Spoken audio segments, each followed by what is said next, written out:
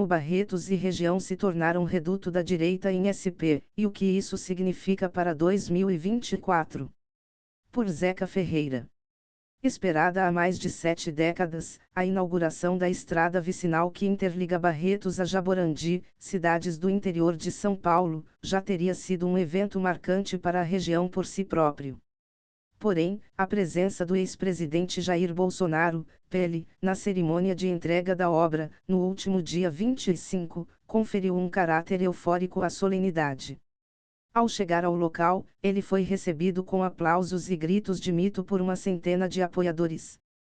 O grupo, que se amontoava para tirar fotos com o ex-presidente, ignorava o tempo seco, o calor de 37º C e até mesmo as investigações sobre um suposto esquema de venda ilegal de joias que avançam contra Bolsonaro e aliados próximos. O ex-presidente chegou à inauguração da estrada por volta das 17h20 daquela tarde, ao lado do governador do estado, Tarcísio de Freitas, republicanos, de quem partiu o convite para o evento. Horas depois, Bolsonaro ainda receberia o título de cidadão honorário de Barretos na tradicional Festa do Peão, evidenciando seu prestígio na região. A popularidade do bolsonarismo na cidade, no entanto, não é uma novidade. Em 2018, Bolsonaro recebeu 73,95% dos votos na disputa pela presidência contra Fernando Haddad, PT, no município. Na eleição do ano passado, o ex-presidente voltou a vencer na cidade com 62,8% dos votos, ante 37,2% de Luiz Inácio Lula da Silva, PT. A força de Bolsonaro na região não se limita à cidade onde esteve para a Festa do Peão.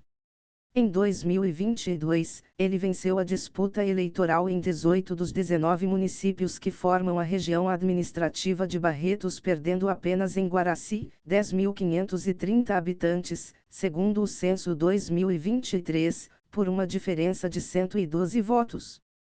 Se todas as 19 cidades fossem um único município, Bolsonaro teria quase 60% dos votos. Na avaliação de lideranças locais, o resultado eleitoral nos últimos anos não deixa dúvidas: a região de Barretos é um reduto da direita e as eleições municipais do ano que vem serão influenciadas por Bolsonaro, ainda que ele esteja inelegível e seja alvo de investigações.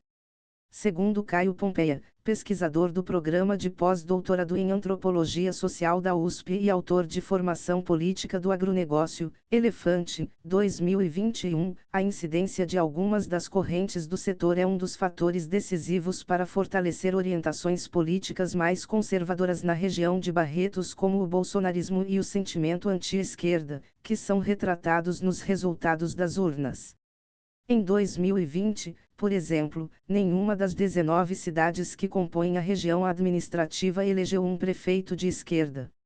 Na prática, o vencedor do pleito foi a centro-direita, com GM e PSDB elegendo 5 prefeitos cada um, seguidos de MDB, 2, PP, 2, PTB, 2, PSD, 1, Cidadania, 1, e Podemos, 1. Para entender a importância do agronegócio da região nos resultados eleitorais favoráveis a Jair Bolsonaro, é preciso considerar um conjunto de atores. Primeiramente, houve a aderência ao bolsonarismo de certas bases da agricultura, em cadeias como da pecuária, cana-de-açúcar e frango.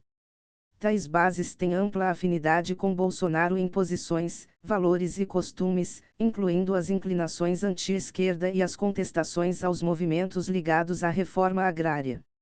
Essa afinidade se adensou nos anos 2010, com o maior conservadorismo em âmbito global, explica Pompeia.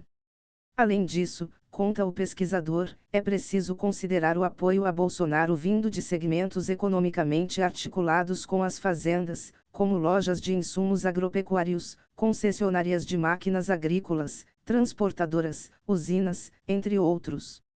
Esses atores inseridos nas cadeias do agronegócio são complementados por determinados agentes econômicos nas cidades, cujas relações comerciais com fazendeiros são indiretas, embora relevantes. O aumento dos preços internacionais de commodities agropecuárias em anos recentes contribuiu significativamente para visões favoráveis desse heterogêneo conjunto de atores a Bolsonaro nas eleições de 2022.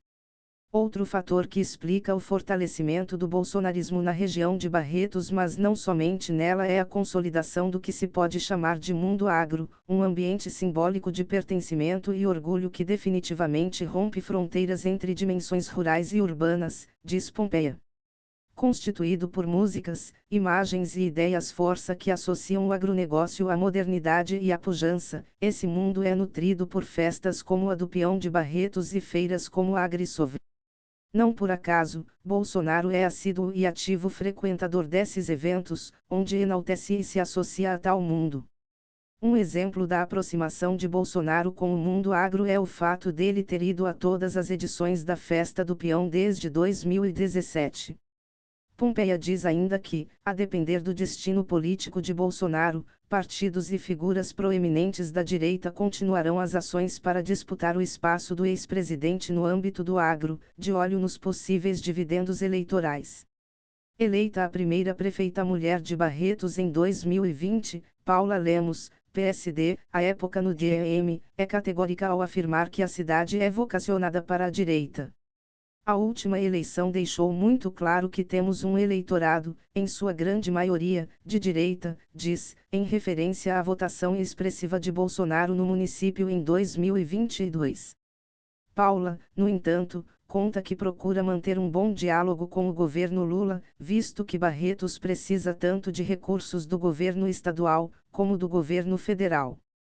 Na manhã do último dia 26, Paula recebeu Bolsonaro para um café da manhã em seu gabinete, um dia após o ex-presidente ser homenageado na cidade. O encontro contou com a participação de prefeitos de cidades vizinhas e secretários da gestão Tarcísio. Bolsonaro é realmente uma referência na política. Não tem como falar que ele não é, disse ao Estadão momentos antes de se encontrar com o ex-presidente. Questionada sobre a participação de Bolsonaro em sua campanha à reeleição, Paula disse que não pode afirmar que ele voltará a Barretos em 2024, mas ponderou que Bolsonaro vai influenciar nas eleições do ano que vem. Embora se identifique mais à direita no espectro político, Paula reconhece a desigualdade de gênero na política, uma pauta marcante nos discursos progressistas. Ainda soa estranho para a maioria da população ver uma prefeita mulher. Sem querer falar de mimimi, mas a trajetória da mulher é bem mais difícil que a do homem, diz. Acho que não podemos esconder da mulher que para ela é mais difícil. Se ela quiser alcançar alguma coisa, ela vai ter que se dedicar mais. Não é igual, a dificuldade é real, é palpável. Com 35 anos de vida pública, o vereador de Barretos Paulo Correia, PL, disputará o 6º mandato na Câmara Municipal no próximo ano. Correia, que já presidiu a Casa Legislativa 2 vezes, é um influente político da região, conhecido pela capacidade de construir consenso entre os pares. Ele também é o autor do decreto legislativo que concedeu o título de cidadão honorário a Bolsonaro, medida que foi aprovada por todos os parlamentares presentes na votação. Em sua avaliação, a força da direita em Barretos é explicada pela forte presença do agronegócio na região. Ele ainda avalia que a esquerda é praticamente inexistente na cidade. O que percebo na política é que essa polarização entre esquerda e direita começou com mais força agora, com o Bolsonaro sendo eleito, em 2018. Mas considero que a região é de direita. Tanto é que o Bolsonaro teve a maioria dos votos aqui, diz o vereador. É uma região do agronegócio e a questão do apoio do setor ao Bolsonaro é nacional. Além da afinidade política, ele incentivou o agronegócio, quando estava na presidência. As estatísticas do Tribunal Superior Eleitoral, TSE, corroboram com a avaliação de Correia. Desde o início da série histórica, em 2000, a cidade de Barretos nunca elegeu um prefeito de esquerda, apesar dos governos petistas de Lula, de 2003 a 2010, e Dilma Rousseff, de 2011 a 2016. Além disso, o PT nem lançou candidato à prefeitura de Barretos nas 2 últimas eleições municipais. Em 2020, a legenda não conseguiu formar nem sequer uma chapa de vereadores. Com isso, os políticos que desejavam disputar a eleição precisaram trocar de partido, como o caso do vereador Adilson Ventura de Mello, que deixou o PT de Lula e foi para o PL de Bolsonaro. Adilson foi, inclusive, o único a não votar favoravelmente à concessão do título de cidadão honorário dado pela Câmara da cidade ao ex-presidente. Ele deixou o plenário para não se manifestar e, com isso, agora sofre pressões para deixar a sigla. Ele foi procurado para falar sobre o episódio, mas não retornou os contatos.